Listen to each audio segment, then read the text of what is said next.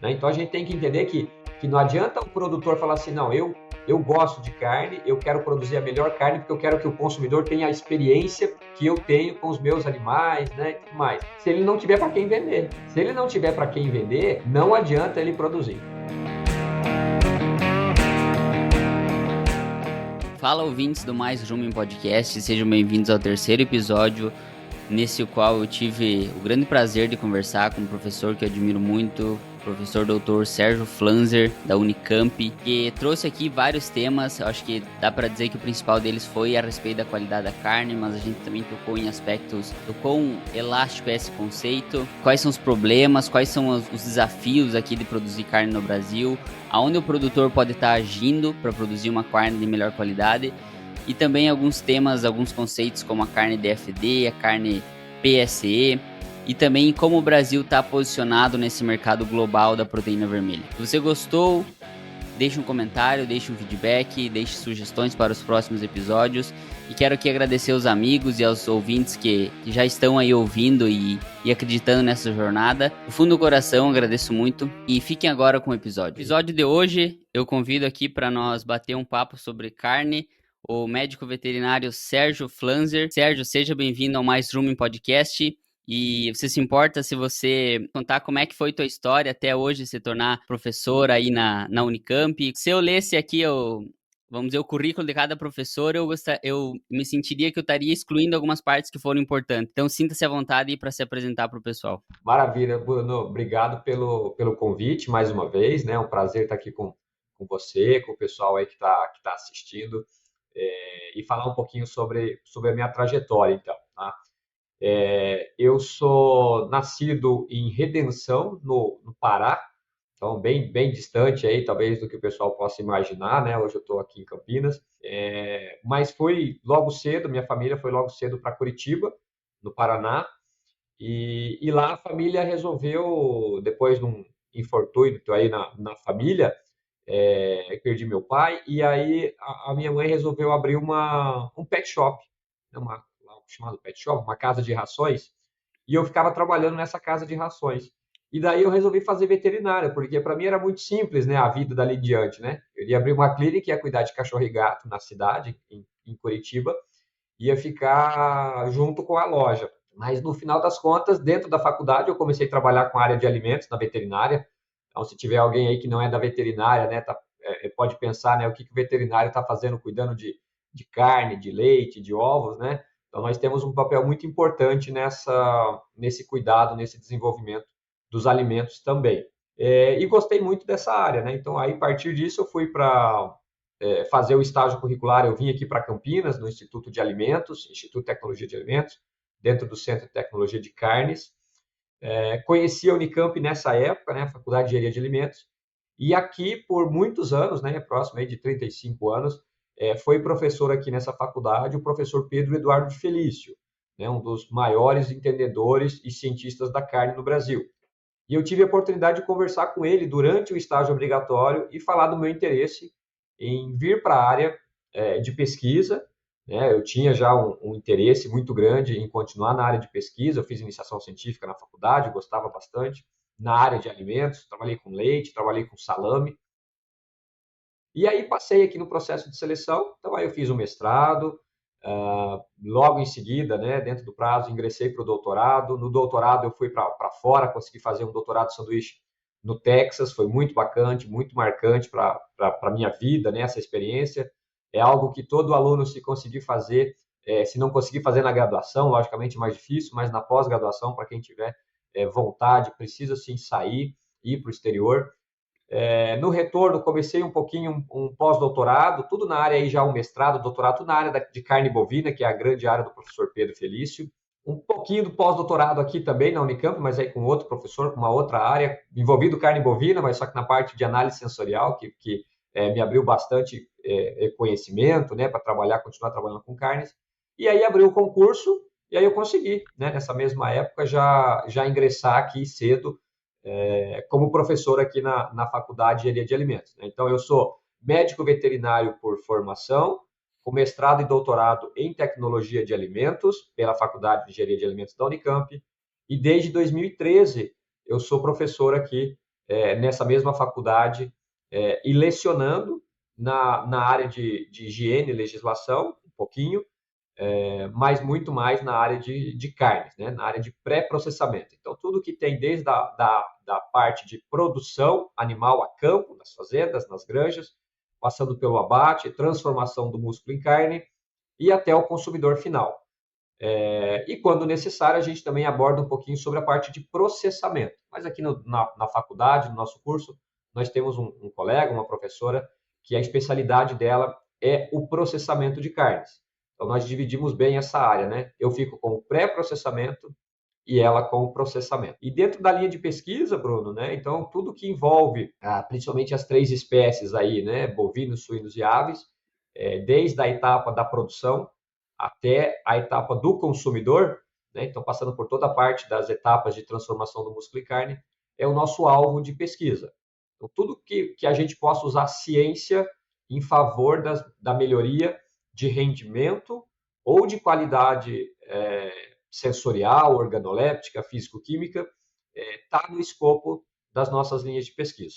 Então, esse é um pouquinho aí da minha trajetória, Bruno. Que joia. A gente vê que hoje o professor está atuando em áreas bem aplicáveis. E se a gente tivesse que dar um panorama geral aqui do Brasil como um todo na produção de carne, a gente sabe que o Brasil é o maior aí, exportador de carne e um dos maiores produtores. Então, quando a gente fala em números, a gente está muito bem posicionado. Como o episódio aqui é para falar sobre carne de qualidade, eu queria entender um pouco mais, professor, se tem como a gente definir o que é uma carne de qualidade e como é que está posicionado o Brasil nesse assunto? Maravilha. Então, assim, Bruno, como você colocou, né, o Brasil realmente se destaca em números. Então, quando a gente fala de produção em toneladas, quando a gente fala de exportação em toneladas, né, de proteína de qualquer uma das espécies, o Brasil realmente se destaca.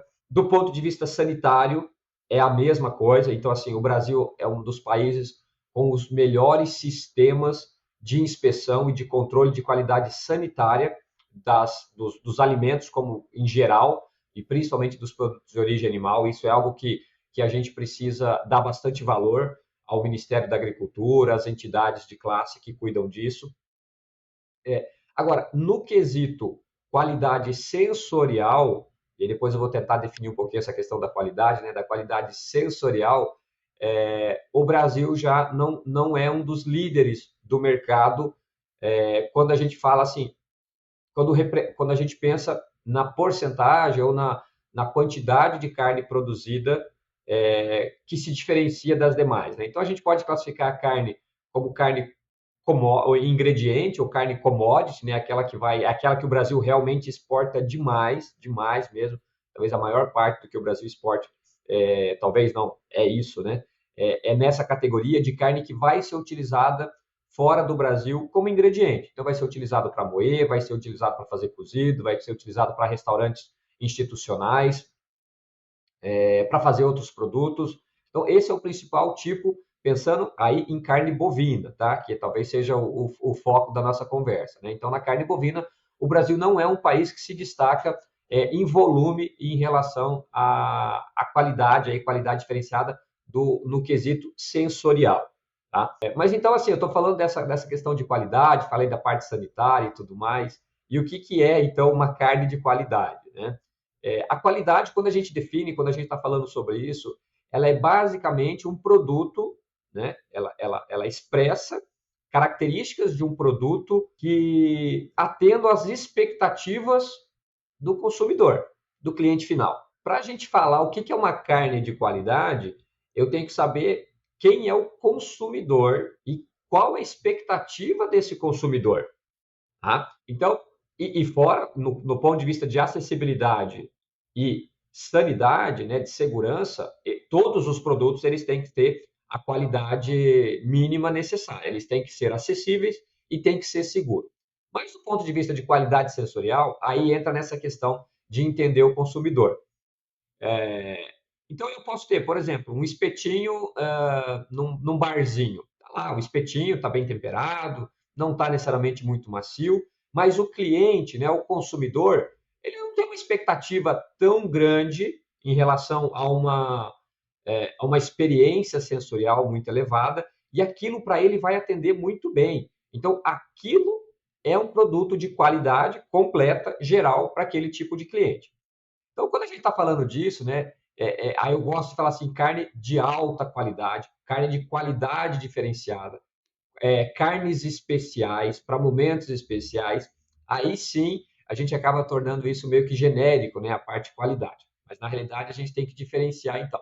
E aí é para esse público, né, que esse tipo de conversa, esse tipo de bate-papo serve, né? Se a gente vai falar então com carne de qualidade diferenciada, carne de alta qualidade, aí ela tem que ser produtos já para um público, né, para uma classe social de maior poder aquisitivo, normalmente, porque carne bovina já é, né, dentro das 3 proteínas, é a mais cara, é mais caro para produzir, processar, comercializar, então não tem jeito, ela tem um preço mais elevado. E se a gente fala depois de carnes aí de processos menores, específicos, de maior qualidade sensorial, acaba sendo mais caro também. Então é um público reduzido e que tem uma expectativa maior, né? Um público que já conhece talvez um pouquinho de carne, já foi para fora do Brasil, já teve experiências diferenciadas e ele busca essa carne no Brasil. E, por sorte, né, Bruno, acho que um trabalho grande aí de todo o setor produtivo, dos frigoríficos, dos veterinários, zootecnistas, agrônomos, engenheiros de alimentos, a qualidade de carne nos quesitos sensoriais vem melhorando bastante.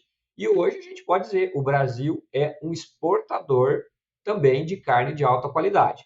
Em números pequenos, né, não representa, como eu disse, né, não é o principal tipo de produto que o Brasil consegue colocar no mercado, mas nós temos aí indústrias fornecendo produtos que batem produtos de fora do Brasil.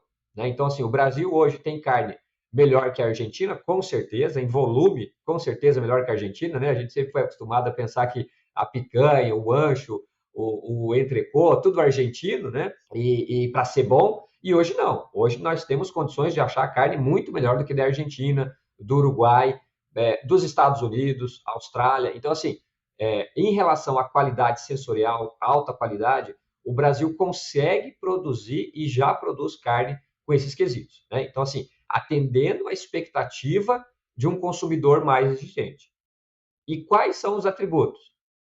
Maciez, maciez, maciez, seguido de sabor e suculência.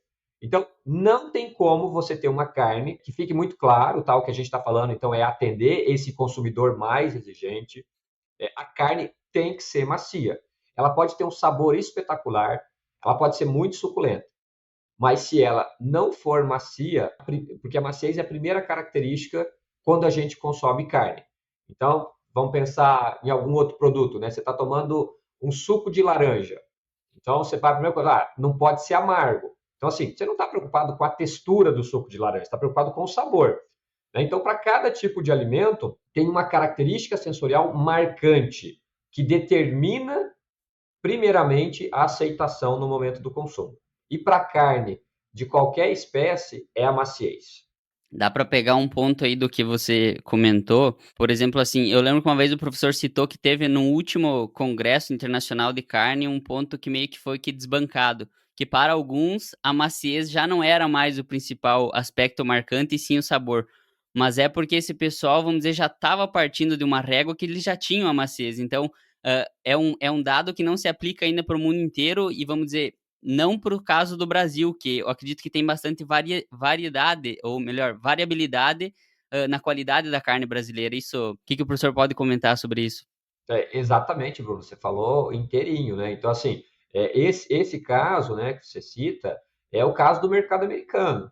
Né? O mercado americano, ele classifica a carne, tem um sistema de classificação muito eficiente de carcaças bovinas, né, do ponto de vista de rendimento e de qualidade, no caso de qualidade chamado Quality Grade. Tem várias classes, mas é fácil de resumir. Se resume em 2 classes, tá? Carne que você pode aproveitar para fazer steaks ou fazer bifes grossos, servir numa steakhouse, numa churrascaria, e carne para moer, picar ou cozinhar. Né? Então, assim, é uma linha divisória. Ou essa carne vai para o varejo no formato de steaks, onde a pessoa vai pagar caro por isso, carne bovina, pessoal, o americano come muita carne bovina porque o poder aquisitivo é maior. Mas a carne bovina, para o estrangeiro, por exemplo, né, quando eu fiquei lá, eu conseguia pegar alguma coisa do laboratório quando sobrava, porque no supermercado, essa carne no formato de steak, né, um bife grande de contrafilé para fazer na churrasqueira, é muito caro, muito mais caro do que no Brasil. Só que essa carne, quando ela está no supermercado, ela é macia. Ela já é macia. Porque tudo que tinha chance de não ser macia, o que o americano fez? Ele moeu, picou, cozinhou, fez outro tipo de coisa. Né? Então, o sistema de classificação permite isso. Né? Então, você vai colocar no supermercado o Prime, mais ou menos uns 5% da carne produzida nos Estados Unidos em volume, o Choice, que dá uns 70%, 75%, né, desses cortes. Então, assim, o mercado americano ele se propõe a produzir esse tipo de carcaça de alta qualidade. E depois você tem um pouquinho de Select e, né, talvez aí mais uns 5, 6, 7%. E depois o que sobra é aquilo que é esse animal de descarte que realmente não vai para o varejo comum, ou para steakhouse, ou para supermercado para ser vendido como cortes grandes e íntegros. Então você vê que lá a maciez já não é um problema, né, Bruno? Então o pessoal ele já fala assim, poxa, nós temos que ter outra coisa agora para diferenciar o nosso produto, né? Então uma carne com melhor sabor, com sabor diferenciado, passa a ser mais aceitável do que uma carne com sabor menos atrativo, porque a maciez, como você colocou, né? A régua já está lá em cima. E para o Brasil a gente ainda precisa ultrapassar essa régua, né? Então nós não temos no país uma consistência, a não ser programas e projetos de marca. Né? Então você tem aí alguns exemplos dos grandes frigoríficos nacionais, de alguns pequenos, que você tem já um projeto de consistência, né? Você tem um projeto que consegue garantir o mínimo da maciez que o consumidor deseja ou espera para aquele produto que ele está comprando. Mas são projetos pontuais ainda. Exato. E dá para a gente linkar com isso que como a cadeia da pecuária, a cadeia da carne é uma cadeia longa, o pessoal às vezes esquece que se ele vai no restaurante hoje e come uma carne macia, isso foi uma tomada de decisão que aconteceu mais ou menos uns 3 anos atrás. Então, o pecuarista lá, ele teve que decidir qual sêmen que ele vai colocar na vaca, teve que tratar muito bem a vaca, e vem gestação, vem recria, vem engorda. E aí, por ser essa cadeia comprida, às vezes eu acho que por falta de planejamento, aqui na ponta não chega, vamos dizer, uma carne de qualidade que tem um padrão no Brasil inteiro. Então, esse eu acho que também é um dos fatores do porquê que tem tanta variabilidade, porque é uma cadeia longa da pecuária, né, Sérgio? E eu diria ainda, Bruno, porque assim, longa, logo, lógico, justifica, né? Mas a falta de integração, talvez, né? A falta de conhecimento ou de conversa entre os elos, porque assim, quem decide que vai produzir uma carne de qualidade, a gente pode pensar que é o produtor, né? Ele que decide qual sêmen vai usar, como vai fazer a recria, como você comentou, né? É ele que decide. Mas na realidade, quem decide isso é quem está comprando a carne, tá? Então, dependendo da movimentação que o mercado está fazendo. Então, vamos imaginar que o poder aquisitivo da população, né, de uma hora para outra, brasileira, mude muito, mude extremamente. Que o mercado que o Brasil exporta carne. Então, em vez de exportar carne para a China, que hoje é o grande mercado de carne do Brasil, passe a ser novamente a Europa, passe a ser o Japão. O Brasil não consegue exportar para o Japão, mas vamos dizer que aconteça alguma coisa que o Brasil passe a atender mercados, clientes, consumidores com maior poder aquisitivo que estão em busca dessa carne de qualidade. Esse mercado ele vai sinalizar para a indústria, então ele vai sinalizar para a indústria que ele está disposto a pagar mais por carnes de melhor qualidade. A indústria ela vai perceber que isso é um ganho, né? Ela vai poder ganhar mais dinheiro se ela tiver esse produto e ela precisa transmitir essa informação para o produtor. E aí o produtor vai falar assim, mas qual é a minha vantagem? Eu vou te pagar mais por isso. Você vai gastar mais para produzir, você vai ganhar mais, a rentabilidade vai ser maior. Você consegue produzir? Então eu vou... Aí sim, né? Você vai entrar nesse ciclo de 3 anos. Bem, então a tomada de decisão de hoje do mercado vai levar a mudança completa da decisão lá no momento da escolha dos animais no sistema de produção. E veja que o inverso também acontece. Então, assim, hoje o principal mercado é China. A China, ela precisa de proteína. A única exigência que a China tem é que o animal precisa ser jovem. E jovem, menos de 30 meses. Não importa a raça, não importa se ele é castrado, não importa sexo, não importa a cobertura de gordura. A única coisa que importa para eles é que o animal tem que ser relativamente jovem. Então, você vê, e paga bem. Então, a China, para esse produto, está pagando bem, valoriza todos os cortes da carcaça. Então, a China sinalizou para a indústria, que sinalizou para o produtor. Então, o que o produtor está produzindo hoje? Carne ingrediente, carne commodity. É o melhor produto hoje para a escala, para ganhar dinheiro. Todo mundo ganha dinheiro com isso. Né? Então, a gente tem que entender que não adianta o produtor falar assim, não, eu gosto de carne, eu quero produzir a melhor carne porque eu quero que o consumidor tenha a experiência que eu tenho com os meus animais, né, e tudo mais. Se ele não tiver para quem vender. Se ele não tiver para quem vender, não adianta ele produzir. Então, assim, são as duas coisas, né, Bruno? Isso que você falou, né, de ser uma cadeia de ciclo longo e não ser um sistema integrado. Então, em suínos e aves, isso é muito mais fácil, né? Que a indústria sabe o que o consumidor quer, a granja é de um afiliado, né? É de um que trabalha, né? Do integrado, e ele vai produzir o que a granja quer. Mais gordura, menos gordura, mais novo, mais velho, mais pesado, e pronto, né? E vai receber por isso. Até linkando com isso aí, Sérgio, alguns dias atrás, o último episódio, eu gravei com o professor Diego Cuco, lá de Chapecó, e ele deu o mesmo exemplo que ti, ele falou, eu entro num sistema integrado de suínos e aves, eles são todos iguais, e eu vou numa fazenda de pecuária de corte, eles são todos diferentes, então às vezes eles acabam indo tudo para o mesmo balaio, a gente não tem um sistema de qualificação de carcaça sério e eficiente, e isso acaba por fim, gerando esse produto final, que é o boi commodity, né? Que a gente sabe que o principal parceiro comercial daí acaba sendo a China.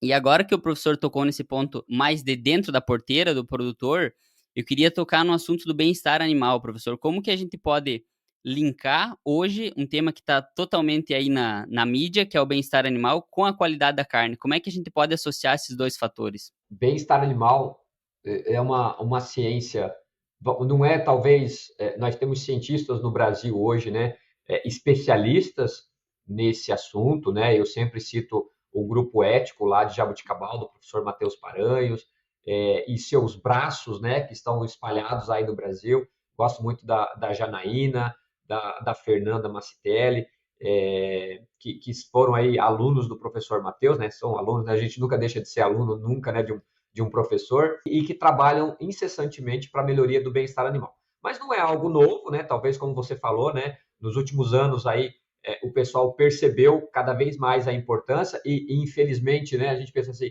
não devido à necessidade animal, mas sim pela necessidade do mercado, né? O que não faria muito sentido, mas é assim que as coisas funcionam no mundo capitalista, né? Então você precisa correr atrás do dinheiro e hoje o bem-estar animal é uma bandeira que, se ela não for seguida, o mercado sofre. Né? Então, os animais sofrem, mas o mercado, né, o bolso também sofre. Então, isso se tornou uma obrigação. Né? Então, já era, do ponto de vista animal, isso já era uma obrigação. Né? Então, o animal ele não tem que sofrer só porque ele vai ser abatido no final. Né? Isso não faz sentido. Né? Nós, como seres pensantes, aí, precisamos ter isso em mente, né? Que evitar o sofrimento animal sempre que possível precisa ser praticado. Não existe bem-estar animal completo, né? O animal, e eu conversei recentemente com o professor Matheus professor Matheus Paranhos, e ele me disse uma coisa muito legal, né? Que fala assim, não adianta você fornecer, vamos dizer, instalações, manejo para o bem-estar animal, se o animal não recebe bem ou se o animal não entende aquilo. Então, por exemplo, o animal tem que ser livre de fome, né? O animal não pode passar fome. Bem, mas se você der o alimento para o animal e o animal não comer, ele vai passar fome, né? Então, assim, mas o que você tem que fazer? Então, você tem que dar condições, né? O bem-estar, ficou marcado para mim essa conversa com o Matheus, você tem que dar condições para o bem-estar animal dentro daquilo que a gente conhece para cada uma das espécies. Né? Então, assim, nenhum animal gosta de ficar no sol, nenhum animal gosta de ficar na chuva o tempo todo. Então, cobertura. Nenhum animal gosta de ficar com fome. Então, fornecer alimento de qualidade, alimento palatável, mistura de lotes, comportamentos, assim, são vários, né? Como eu coloquei para você, né, Bruno? Não é a minha área, né? A etologia, comportamento, bem-estar animal, a gente sabe um pouquinho de cada coisa E aí entrando, talvez, naquilo que eu possa explicar um pouquinho, que é o efeito de práticas ruins do bem-estar animal, né? Um mau manejo de instalações e manejo de pessoas, né, junto com os animais, e quais seriam as consequências, algumas delas aí, para a qualidade da carne. Tá? Então, a primeira coisa que sempre vem, né, para a gente é contusão. Então, assim, o manejo inadequado relacionado ao bem-estar animal, né, a práticas ruins, leva a contusões na carcaça. Então, além da dor, do sofrimento, você tem uma questão financeira também, né? Então, contusões, dependendo da localização, da gravidade, isso tem que ser retirado, isso vai para a graxaria, isso não vai ser utilizado para consumo humano. Isso é um prejuízo para o produtor, para a indústria, para o consumidor, porque o preço do produto final acaba sendo elevado, então contusões aí talvez seja um dos principais, né, é o mais visual, né, então a indústria percebe isso rapidamente, se tem alguma coisa de errado. E aí a gente vai para as anomalias, né, as famosas aí PSE e DFD, tá? Tem a dentro do PSE, né, a gente ainda, dentro dos suínos, a gente ainda pode colocar o RN, né, que seria o rendimento Napoli, que estão associados com uma. Então, todas essas anomalias elas estão relacionadas ao, a uma modificação na fisiologia da transformação do músculo em carne. Tá? Então, alguma coisa exatamente no momento do abate, onde o sistema nervoso central para de funcionar, o músculo começa a ter um comportamento diferente do que ele tinha quando o animal estava vivo, consciente, e isso leva a uma alteração natural, né, que a gente chama de transformação do músculo vivo em carne, né, depois que o animal está morto. Então, isso leva a cada espécie tem um tempo mais ou menos estabelecido, né, em bovinos aí em torno de 24 horas, 18, 24 horas. Em aves isso se dá muito rápido, uma hora e meia, muito rápido. Em suínos aí, quase também 15, 20 horas, dependendo do sistema. Ovinos bem parecido com bovinos. Então, esse é um tempo normal quando o músculo se transforma em carne. Então, se você tem algum tipo de alteração no pré-abate, né? Então, quando o animal ainda está vivo, você pode ter alguma dessas alterações. Quero frisar que PSE é um termo exclusivo para suínos, então a gente não utiliza essa denominação PSE para bovinos, podendo ser utilizado também para aves. Tá? Então, PSE é um tipo de anomalia exclusiva para suínos e o termo pode ser utilizado em algumas situações para aves, mas nunca deve ser utilizado para bovinos. Nós temos até uma anomalia semelhante em bovinos, que pode levar uma carne parecida com o PSE, mas não tem relação com o estresse da mesma maneira que tem com suínos e talvez em alguns momentos aves. Já a anomalia DFD, aí qualquer espécie, né, qualquer animal pode sofrer a carne, né, pode sofrer essa anomalia e levar a carne DFD. Então, como o foco aqui da conversa talvez seja bovinos, eu vou focar nessa de bovinos, Bruno. E qualquer coisa aí, a gente tiver um tempinho, a gente fala também, se achar que é importante, a gente fala das outras anomalias nas outras espécies. O DFD, então, é causado única e exclusivamente por um desgaste, por uma redução nas reservas de glicogênio muscular. Então, é a forma do açúcar, do carboidrato que o músculo tem para suas ações no metabolismo. Então, ele precisa de energia e essa energia está na forma de açúcar, que nós chamamos de glicogênio. Ele é muito parecido com a glicose, que é o produto final, tem uma composição atômica muito, muito semelhante, mas ele está estocado, né, no músculo. E é muito pouco, né? Então, o glicogênio, a gente sabe que carne, músculo, não é fonte de carboidrato, é fonte de proteína e gordura e água. Então, tem muito pouquinho. Só que se esse pouquinho, por algum motivo, esse estoque for reduzido, dependendo do nível, você vai ter uma consequência lá na frente. Tá? E o que pode fazer com que ele se reduza? É o estresse. Qualquer tipo de estresse que leve a essa redução vai causar o DFD. Então, a gente pode pensar em mistura de lotes, em animais onde você tem um animal dominante e um submisso que fiquem brigando muito. No caso de machos não castrados, né, talvez um dos principais problemas, a sodomia, né, um animal ficar montando sobre o outro, né, o comportamento sexual. Em fêmeas também acontece, mas em menor grau. Estresse nutricional, então se o animal não se alimentou bem, ele não vai ter uma boa reserva de glicogênio. Transporte a longas distâncias, então o animal ficar muito tempo sem comer, transporte longo, isso vai causar o esgotamento da reserva de glicogênio. Temperaturas muito elevadas ou temperaturas muito baixas, ou flutuações grandes de temperatura. De dia estava muito calor, de repente à noite uma chuva, uma garoa, esse animal vai passar frio dependendo da região que ele está, ele não está acostumado com isso. Então, tudo isso faz com que os músculos, né, fiquem trabalhando muito e isso vai esgotando a reserva de glicogênio. E sem o glicogênio, Bruno, você não tem a formação do ácido lático, que depois da morte do animal, esse glicogênio, o açúcar, ele vamos colocar aí, fermentado, né, em ácido lático, vai ter uma série de reações que vão levar a isso, e esse ácido lático é quem baixa o pH, que é necessário para você ter um produto com as características de cor, sabor, maciez e estabilidade ideais. E se você não tem o ácido lático, você tem uma carne com pH elevado. E esse pH elevado é um grande problema. Então você tem uma carne que fica com uma coloração escura, uma carne que fica muitas vezes gelatinosa, gosmenta, mas um gosmento porque é de gordura, porque a célula fica tão cheia de água que os fosfolipídios das membranas ficam expostos. Então você passa a mão na carne, parece que tem um óleo na superfície. Então ela retém muita água, né? Essa carne retém muita água. Por isso que é DFD. Ela é escura, ela é firme e ela tem um aspecto seco, oleoso. E o grande problema também, né? Então relacionado à cor, é uma cor que não é atrativa, o consumidor não gosta dessa coloração. E a estabilidade, porque o pH baixo é o que faz a carne ser estável sob refrigeração. Se você tem um pH elevado, essa carne ela vai com poucos dias, ou no máximo uma semana, ela vai deteriorar, porque as bactérias da flora natural, né, que contaminam a carne no momento do abate, elas conseguem se desenvolver muito mais rápido e quebrando proteína.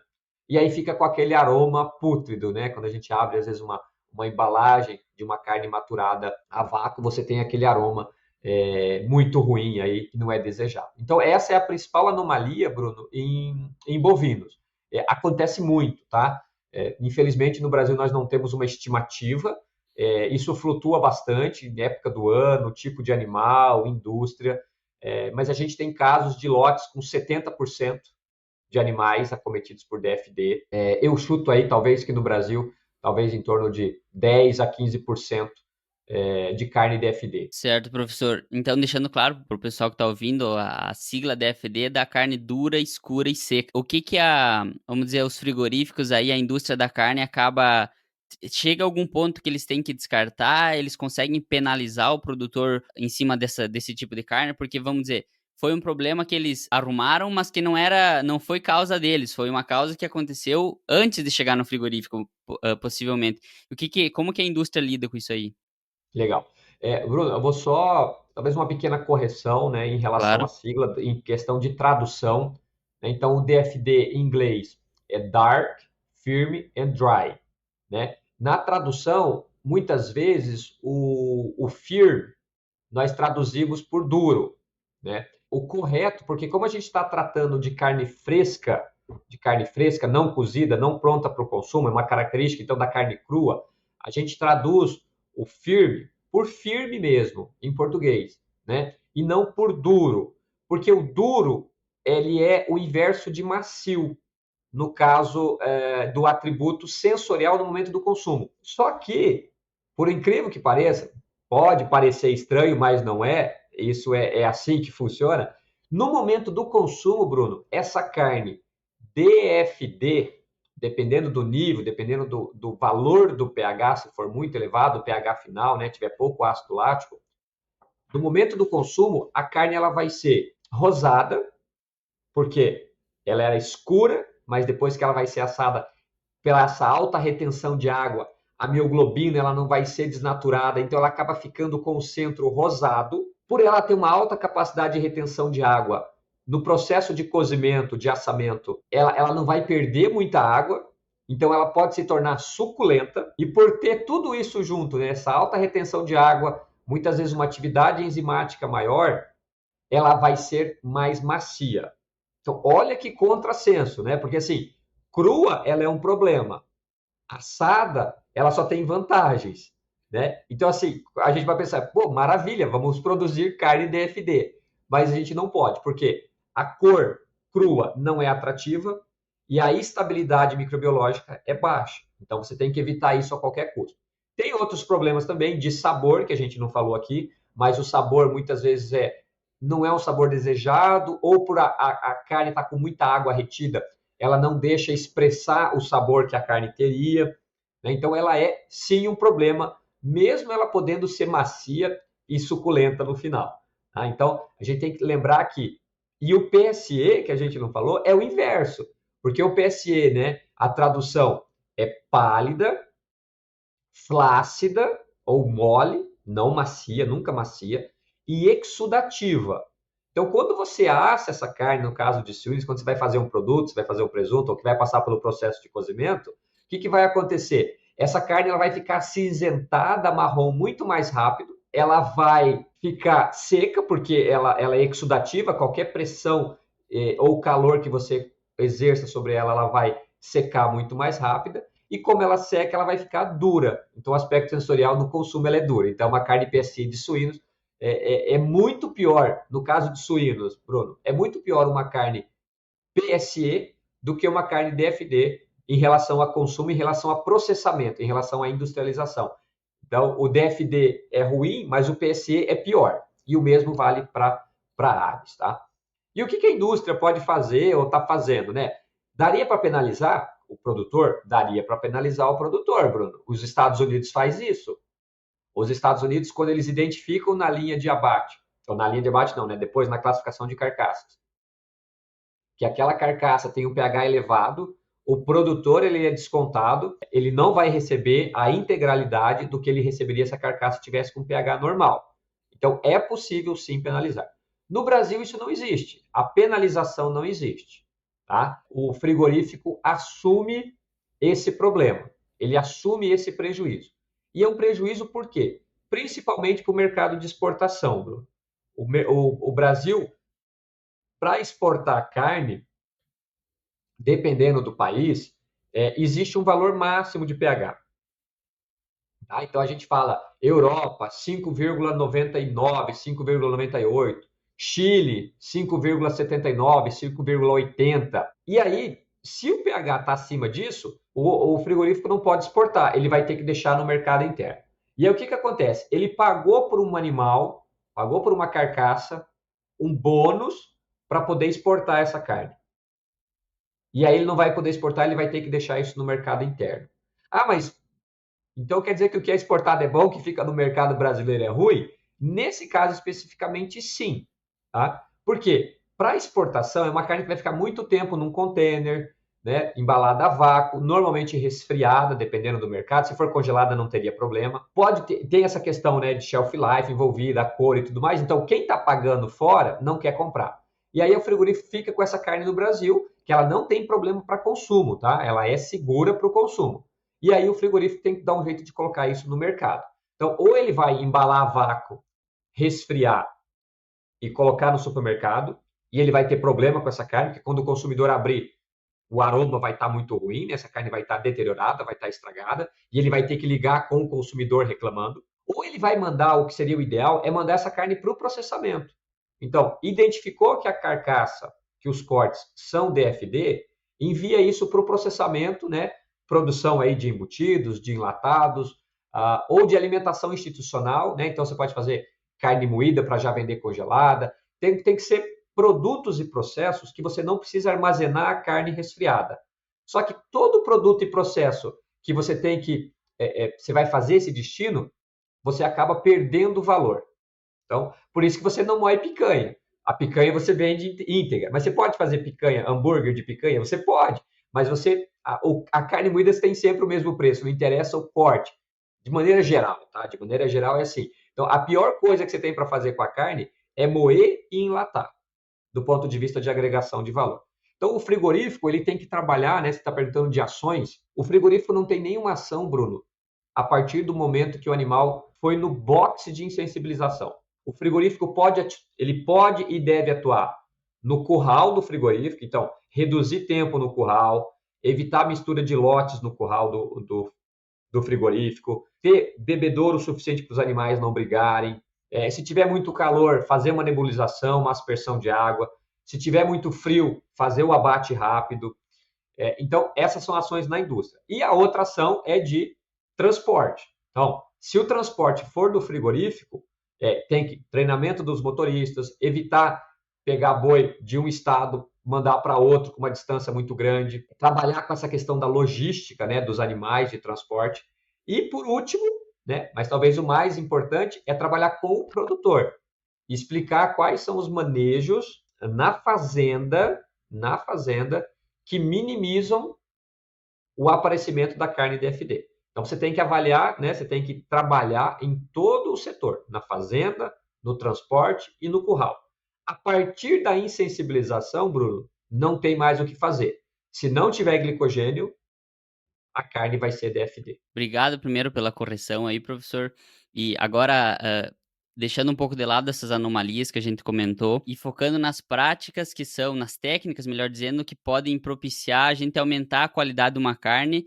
E eu sei que o professor gosta muito e fala bastante da castração de machos, do macho capão. O que o professor pode comentar para nós das técnicas que hoje a gente tem disponível e de por que essa é uma técnica que, de certa forma, é simples e daria um impacto muito grande aí na qualidade da carne do mercado brasileiro. Maravilha. A carne, eu vou fazer um pouquinho diferente, então, Bruno, nessa sua pergunta. Eu acho que vai ficar legal para todo mundo entender, né? A gente falou que maciez. Então, a pergunta talvez faça assim: o que pode ser, o que determina a maciez da carne, então, né? Vamos colocar assim: a gente tem três estruturas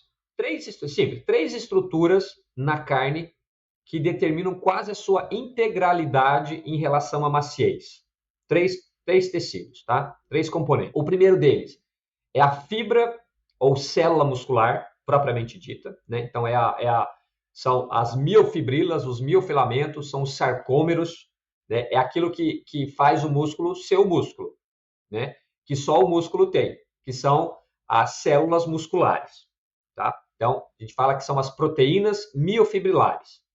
Essa é a primeira estrutura. Segunda estrutura, o tecido conjuntivo.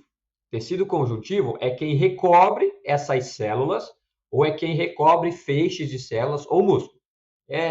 No popular, o nervo da carne, né? A carne está com muito nervo. Tá? Não é nervo, não é do sistema nervoso, é do sistema do tecido conjuntivo. Então, vamos traduzir o tecido conjuntivo por colágeno. Então, é o colágeno da carne, tecido conjuntivo colágeno. E por último, é a gordura. Então, a gordura tem um papel muito importante também na maciez. Então, é a gordura, e pode ser a gordura a capa, gordura subcutânea, ou a gordura intramuscular, fora da célula, mas dentro do músculo, tá? Então, tá gravado aí, né? Miofibrilas, né? Proteínas miofibrilares, proteínas do tecido conjuntivo, principalmente o colágeno, e gordura. Então, vamos lá. Gordura. Quanto mais gordura subcutânea, melhor para maciez. Por quê? Quanto mais gordura subcutânea, eu vou proteger a miofibrila do encurtamento pelo frio. Eu vou proteger isso aqui, porque se a miofibrila encurtar, o sarcômero encurtar, eu vou ter carne dura. Então, a ação da gordura subcutânea é indireta. Ela, por si só, não determina a maciez, mas ela pode agir no comprimento do sarcômero e deixar a carne mais macia. Então, mais gordura subcutânea, melhor. Então, qualquer coisa que você faça que aumente a gordura subcutânea, e aí tem tudo a ver, né? Você me falou, né, que está muito próximo do professor Danilo Mille, que é o rei da nutrição animal aí. Qualquer coisa que se faça para aumentar a gordura subcutânea pode ter um impacto na maciez. Gordura intramuscular. A gordura intramuscular, quando aumenta, então, as ações que você faz para a gordura intramuscular aumentar, ela vai tomar lugar do colágeno. Então, quanto mais gordura intramuscular, menos colágeno. Então, também de maneira indireta. Então, mais gordura intramuscular, menos colágeno. Se tem menos colágeno ou colágeno mais fraco, carne mais macia. Beleza? Então, essa foi a gordura. Pronto, ficamos com dois agora. Colágeno e proteína miofibrilar. Você falou da castração. Então, a primeira coisa que a castração... Vou voltar aqui o dedo. Então, a primeira coisa que a castração faz, né? Todo mundo sabe aí que está na área de veterinária, zootecnia, ou que tem cachorro e gato em casa, sabe o que acontece quando você castra um cachorro e um gato. Ele engorda. Então, veja que castração, a primeira coisa que ela faz, você propicia o acúmulo de gordura subcutânea e intramuscular. Então, a gente já explicou que isso é algo bom para a maciez. O que mais que a castração faz? Ela propicia você ter um colágeno mais termossolúvel. Ou seja, o colágeno não é quantidade, é um colágeno que é mais fácil de virar gelatina. Então, olha que legal. Castração envolve a gordura, envolve o tipo de colágeno. E a castração também atua sobre as miofibrilas, sobre a célula muscular, porque a castração, por reduzir a testosterona, reduz a atividade de uma enzima que prejudica a maciez, que é a calpastatina. Então, animal castrado tem menos testosterona, tem menos calpastatina e tem carne mais macia, porque a calpaína, que é quem quebra a miofibrila, consegue trabalhar melhor. Tá? Então, nós vemos que a castração ajuda nos dois aqui, né? Então, ajuda na gordura, ajuda no colágeno, ajuda na miofibrila. Então, se eu falei que são 3 estruturas que determinam a maciez, e se a castração favorece os 3, é porque ela é algo muito positivo. Acho que explica um pouco bem aí por que eu defendo tanto a castração, né? E além de evitar em muito o aparecimento daquela carne DFD que a gente falou um pouquinho antes, porque macho não castrado, ele é muito mais suscetível a estresse. Não é que ele vai sempre estressar, mas ele é mais suscetível ao estresse, né? Ele tem um comportamento sexual mais ativo, e aí ele vai ficar brigando com o outro, vai ficar sodomia. Então, ele é mais problemático do que o macho castrado. Ótimo, professor. Acho que não tinha como ser mais didático do que isso aí. Mas e depois de inúmeros aí fatores que levam aos benefícios da castração, por que o pessoal ainda não faz?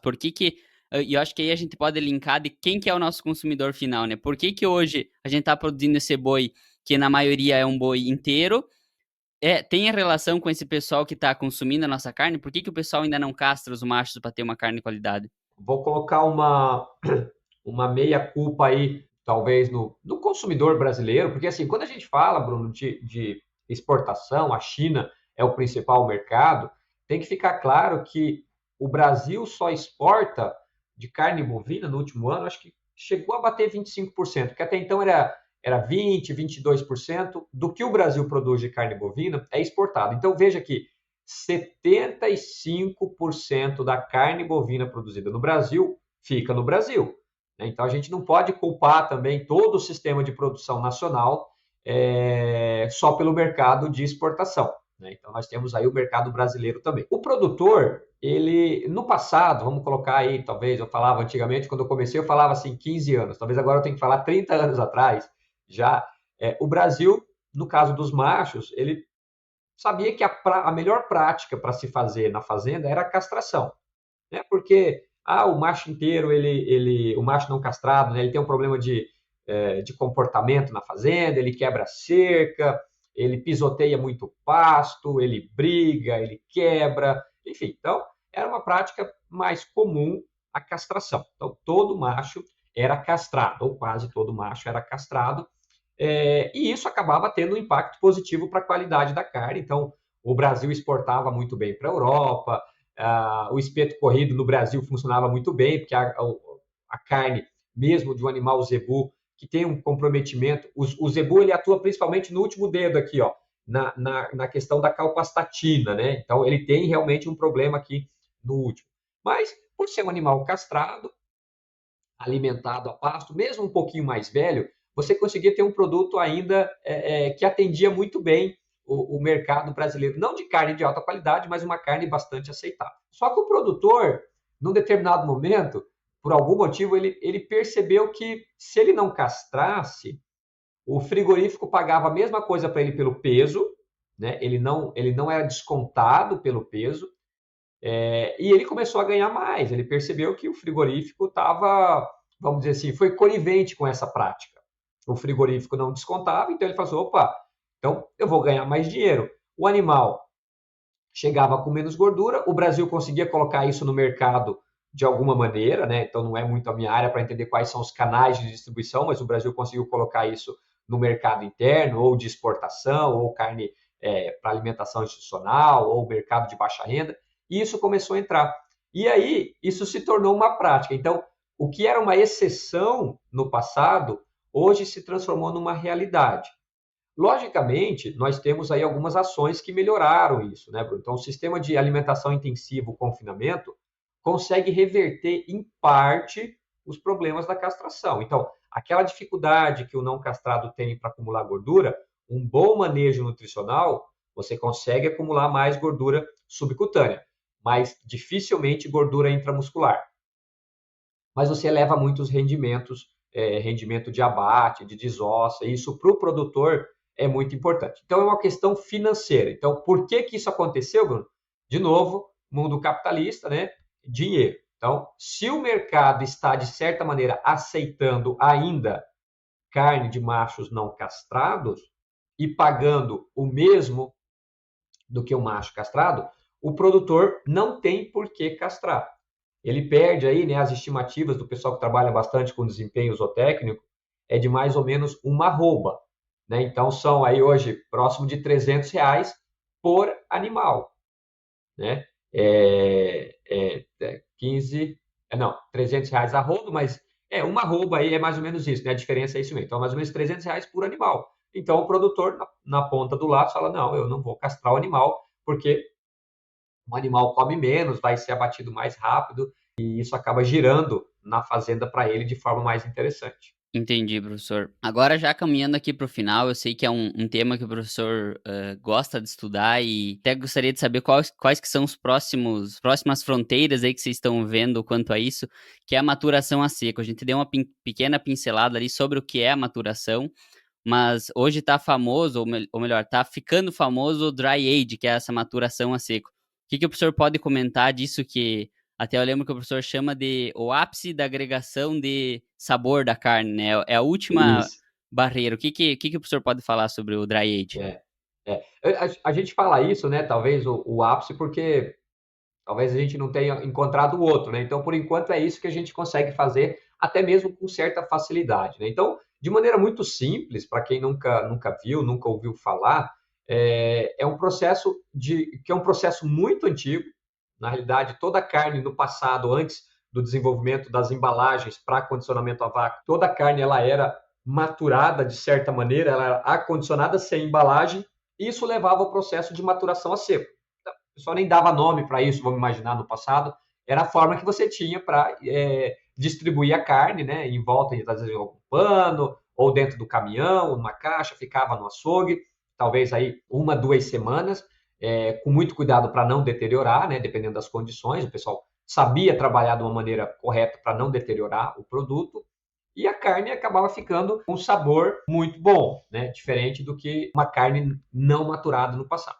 Com o advento do sistema de acondicionamento a vácuo, né, as embalagens aí flexíveis, quase que impermeáveis, né, ou com baixa permeabilidade a vapor de água e de gases, a indústria mudou completamente, né? Então, em vez de vender carne com osso em grandes peças, em quartos ou meia carcaça, passou nos Estados Unidos a chamar de boxed meat, ou seja, carne na caixa. Então você tirava o osso, colocava embalagem a vácuo, colocava dentro de uma caixa e mandava isso para as lojas, para os açougues, né? Então isso aí mais ou menos na década de 80 isso começou e tem uma série de vantagens, né? Então assim, a carne embalada a vácuo, você reduz volume de transporte, ela não perde peso no momento do transporte, porque ela está condicionada, então o que você pesar no frigorífico é o que você vai receber no ponto de venda. O shelf life, né, a vida de prateleira acaba aumentando bastante, pode chegar aí às vezes até 3 meses, dependendo da temperatura de armazenamento, com ela resfriada ainda.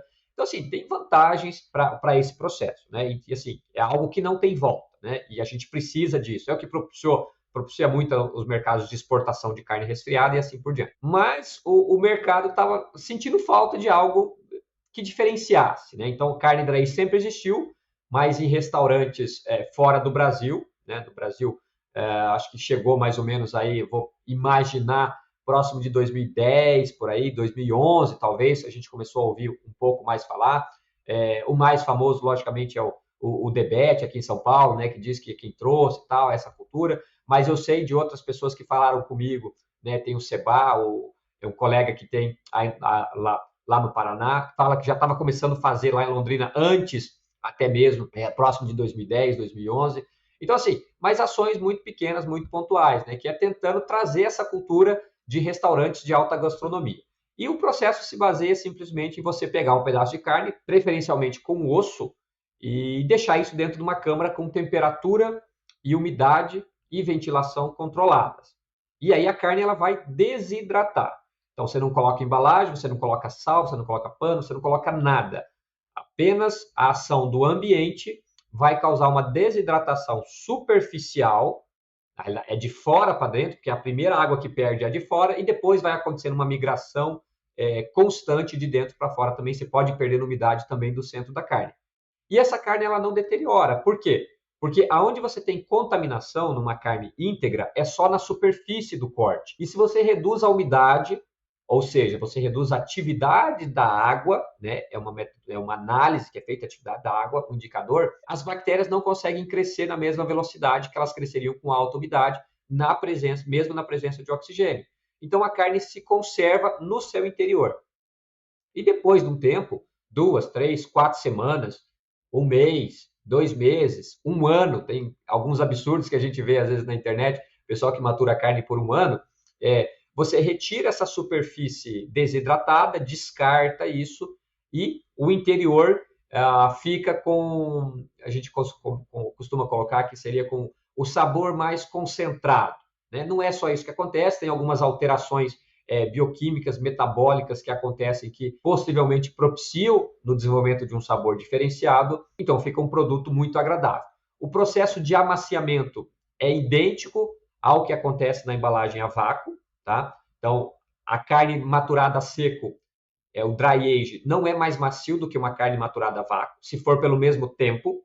Então, maciez não é o diferencial, e o diferencial está em cima de sabor. Mas eu brinco também, Bruno, que muito dessa aceitação, desse diferencial, se dá não ao produto, tá? Isso talvez seja um contrassenso aí. Não ao produto, mas à experiência.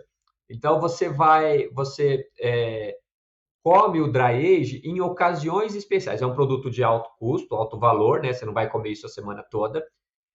Você vai comer isso num restaurante fino, vamos colocar assim, né? Você vai numa churrascaria, num steakhouse, que são poucas que fornecem isso. Você vai pagar caro por isso. Você vai muito bem acompanhado normalmente, né? É um evento, né? Você quer agradar alguém ou alguém quer te agradar. O ambiente é lindo.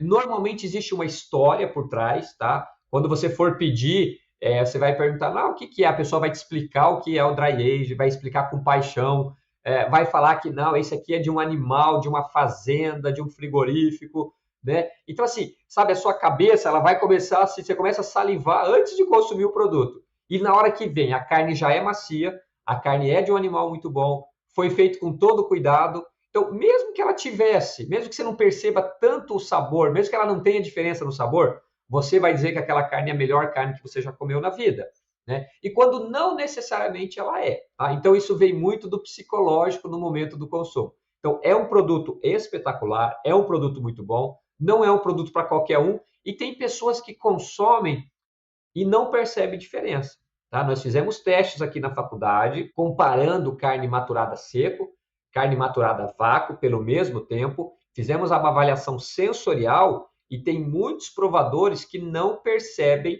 a diferença do ponto de vista de sabor. Então, para eles é a mesma coisa, né? Então, você vê que assim, se você faz um teste cego, mesmo quando o pessoal fala às vezes de cerveja, né? Fala assim, cerveja é tudo igual, né? Então, dependendo do consumidor, se ele não sabe diferenciar uma da outra, a carne é a mesma coisa, né? Você vai falar que está muito bom, muito mais pela experiência do que realmente pelo sabor. Então, isso é um pouquinho da história do dry age, né? No Brasil, aí, então, já tem um tempo, já tem vários mercados, né? Você já pode encontrar isso em supermercado, restaurantes, açougues, né? Então, tem muita gente fazendo. Tem que ter um cuidado, né? Então, assim, é um ambiente você tem que controlar muito bem a temperatura, a umidade, a ventilação, senão a carne pode deteriorar, você vai ter problema com isso. Mas, de maneira geral, é um processo simples de ser feito. Nós fizemos vários trabalhos aqui, tá? A gente fez o impacto do osso sem osso, o impacto de gordura sem gordura, o impacto da quantidade de gordura intramuscular. Fizemos o recobrimento com manteiga, banha, manteiga de cacau e sebo bovino para ver, né? O pessoal chama de butter aged, hoje tem esse também no mercado. Então, assim, tem diferença, não tem diferença? Então a gente fez esse tipo de trabalho já. Maturar seco, carne que foi congelada, será que impacta no rendimento, na qualidade físico-química, sensorial? Temos um trabalho com absorvedores de umidade para tentar mimetizar uma maturação a seco dentro do vácuo. E tem um trabalho que a gente deve começar em breve agora, que deve ser o último para encerrar essa linha de dry age no nosso laboratório, porque a gente fez muita coisa, que é o efeito da estimulação elétrica no processo de maturação a seco, né? Será que estimular eletricamente uma carcaça melhora, não melhora, muda alguma coisa na carne maturada a seco? Então a gente está meio que fechando um ciclo agora aí de processo de maturação a seco. Que bacana, professor. Eu gostei muito, dá pra gente pescar esse ponto aí que você falou da experiência, né? Hoje o pessoal busca muito, acho que principalmente essa nova geração, você pagar pela experiência, uma coisa que o Roberto Barcelos fala muito, a nova geração, ela quer comer menos, mas comer melhor. Então, eu até pensei aqui, você começa a comer, você vai no restaurante e você começa a comer o dry age primeiro com os olhos e com os ouvidos. Então, com o cara contando, com você vendo talvez o cardápio ali. Então, uma coisa muito interessante. Professor, agora indo para o encerramento aqui, tem algumas palavras, algumas perguntas um pouco mais rápidas. A primeira dele, antes de nós fechar e divulgar aí teus contatos, é uma coisa mais, também uma dúvida minha, que eu acho que enfim, de admirar professores como o senhor, eu fico muito curioso de saber como que você pensa. E uma das perguntas é como que o professor se mantém atualizado hoje em dia. Acaba que para a gente, Bruno, vamos colocar assim, é uma obrigação, é um hábito, né, nossa rotina que envolve pesquisa, né? Então, assim, todo dia nós estamos lendo artigos, né? Então, os principais repositórios, né, dos artigos científicos do mundo, né? A gente lê isso quase que diariamente, a gente acompanha muito isso.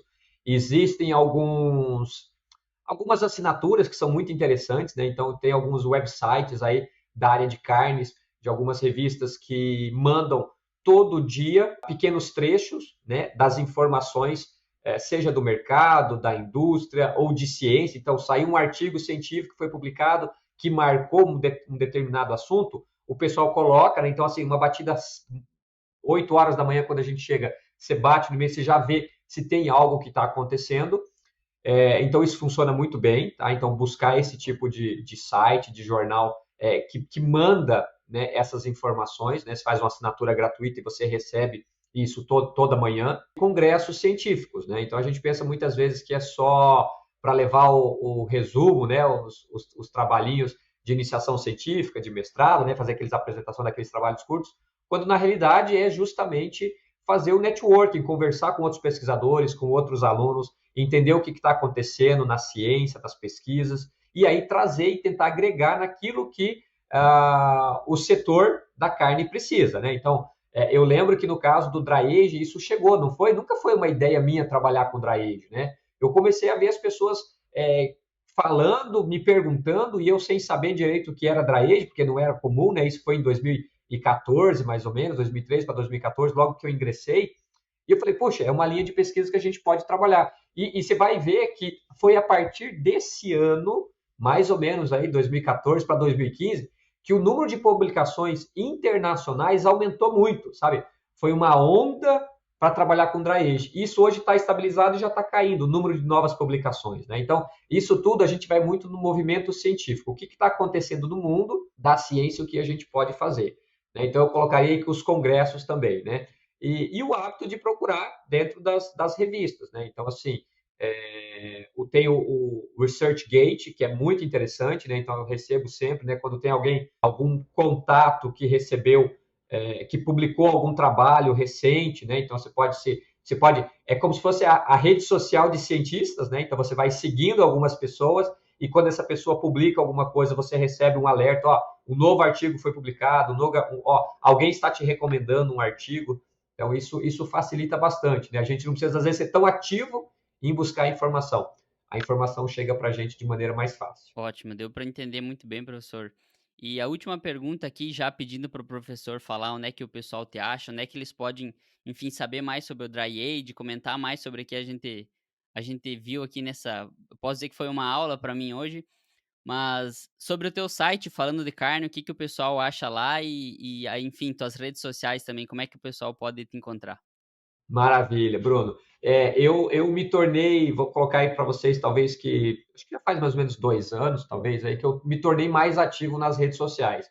Antigamente eu usava as redes sociais muito mais por uma questão de distração, né? Mudar um pouquinho, ver o que está acontecendo aí com as pessoas, com os contatos. E há uns 2 anos para cá eu passei a atuar um pouquinho mais nessas redes sociais. Então tem todas elas, né? Uma das primeiras que eu fiz, mas foi a primeira que eu desativei e depois eu retornei foi o Twitter. Então eu tenho de todas, né? Facebook um pouco menos atuante, né? Porque tem umas facilidades do Instagram que já carrega para o Facebook, então eu faço num já está no outro.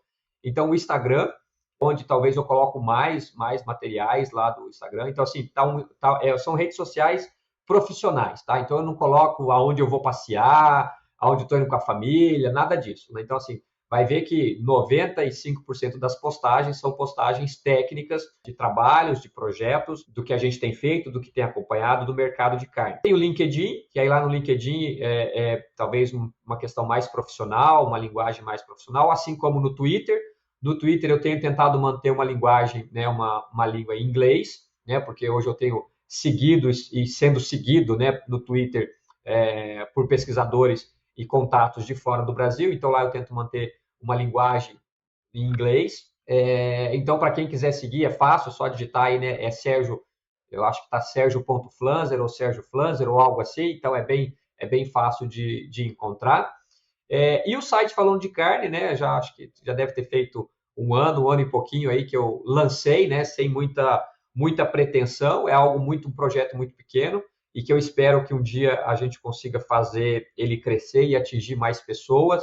É, Surgiu muito rapidamente num dia no laboratório, discutindo com os alunos sobre a desinformação que existe em relação à produção animal, né? E os mitos aí que se colocam, que carne faz mal, que carne dá câncer, que para produzir carne precisa desmatar, que a produção de animal compete com a alimentação humana, que você tem soluções fáceis para resolver isso, né? Então a carne cultivada, a carne feita de plantas. E eu falei, puxa vida, não tem um lugar que a gente consiga encontrar um pouco de tudo isso, né?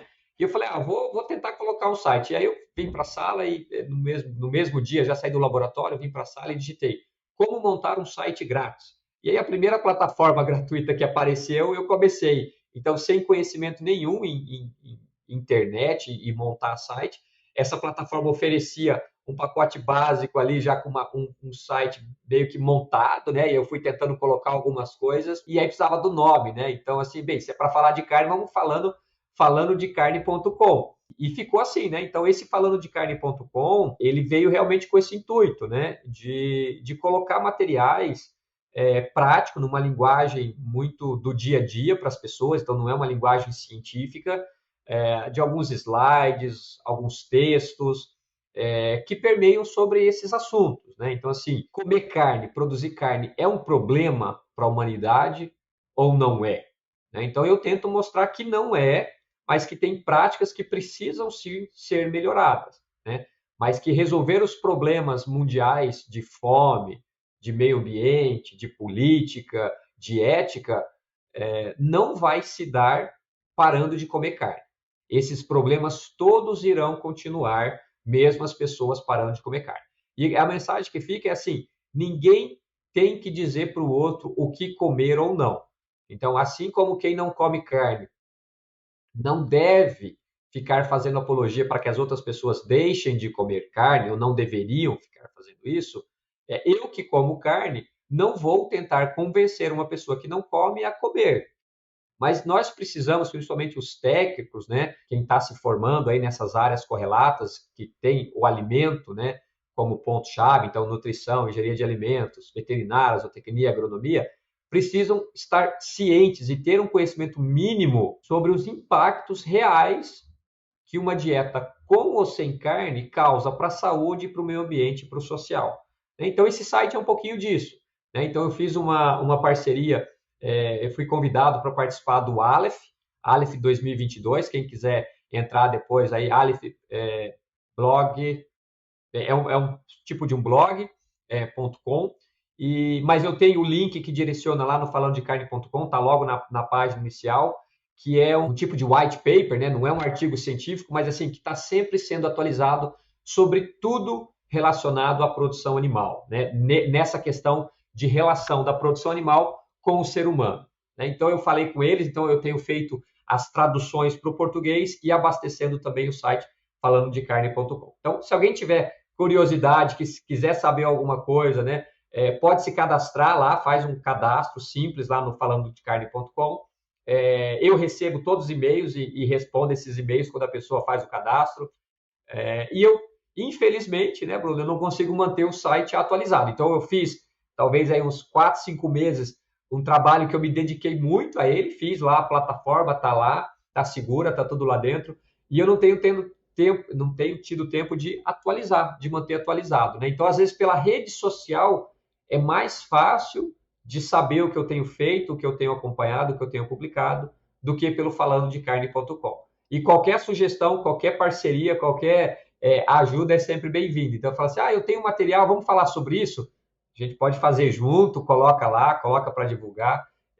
Eu preciso, nesse momento, de parceiros para ajudar a manter esse site ativo, né? Então, essa é um pouquinho aí das redes sociais. Muito bom, muito bom. Vai estar tudo aqui na descrição do episódio, bem como o site do professor aí é www.falandodecarne.com. Vocês vão achar artigos muito bons, muito acessíveis, não é uma discussão rápida como se fosse no Twitter, mas são coisas embasadas e que estão lá muito bem estruturadas. Professor, queria aqui agradecer teu tempo, a tua sabedoria, você passar aí teus quase 1 hora e meia aí com nós, compartilhando teu conhecimento. Então, agradeço muito a tua participação e deixar alguma mensagem final aí, sinta-se à vontade. Obrigado, Bruno. Na realidade, né, então só esse agradecimento mesmo a você, né, pela lembrança, pelo convite. Era para ter feito isso no ano passado, né? Aí estava tudo muito corrido, a gente marcou para agora. Então, muito legal te conhecer, né? Saber um pouquinho mais da sua história também. E sempre que precisar, a gente fica à disposição, tá bom? Então, e se estiverem na graduação, né, estudem, né? Estudem, porque o futuro é bastante promissor, principalmente para quem estuda e para quem se dedica, né? Então, ficar de braço cruzado, pensando só no mínimo para passar nas provas e passar no curso, existe, lógico, uma chance de ser bem sucedido profissionalmente, mas nada vem de graça, né? Vocês vão se sentir muito mais realizados no futuro, você fala assim, não, eu fiz o meu máximo e hoje eu estou aqui não porque eu tive sorte, né? Eu estou aqui hoje porque eu me dediquei muito desde o início. Ótimo, que mensagem. Obrigado aí pela sintonia de todos. Não deixem de curtir o Instagram aí, seguir nós no Instagram e aqui no YouTube, no Spotify. Pessoal, até a próxima. Um abraço.